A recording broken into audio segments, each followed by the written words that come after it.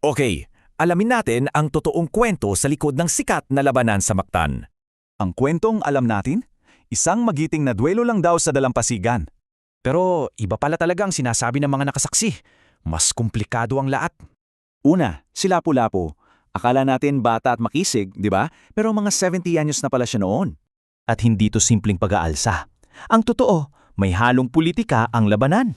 So, sino-sino ba ang mga sangkot dito? Medyo magulo kasi ang ugnayan nilang lahat. Si Raja Humabon ng Cebu, kakampi si Magellan. Gusto niyang palakasin ang kapangyarihan niya. Tapos, si Datong Zula naman, humingi ng tulong kay Magellan laban sa karibal niyang si Lapu-Lapu. Ang sagot ni Lapu-Lapu, bakit daw siya yuyuko kay Humabon na dati niyang kapantay? Kaya ayon, si Magellan sobrang kampante, pumasok sa gulo ng mga lokal na pinuno. Ang puwersa ni Lapu-Lapu, tinatayang nasa 1,500 mandirigma. At ang mga Espanyol na sumalakay, 49 lang sila. Isipin nyo, 30 versus 1 ang laban at pinanood lang to ng mga taga Cebu.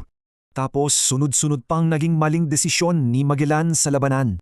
Ang mga taga Mactan naman handang-handa. Ginamit nila ang kaalaman nila sa lugar. Ang target nila? Yung mga binti ng Espanyol na walang armor. Si Magellan, tinamaan ng palasong may lason. Nagsiatrasa ng mga kasama niya, si Magellan, napalibutan at napatay. Pero hindi pa dyan nagtatapos ang lahat. Dito napapasok ang isang importanteng tao na madalas makalimutan, si Enrique ng Malacca. Sa testamento ni Magellan, dapat palayain si Enrique, pero hindi ito sinunod ng mga naiwan. So anong nangyari? Dahil sa galit, nakipagsabuatan si Enrique kay Humabon para maghigante. Kaya ayon, gumuho ang buong ekspedisyon.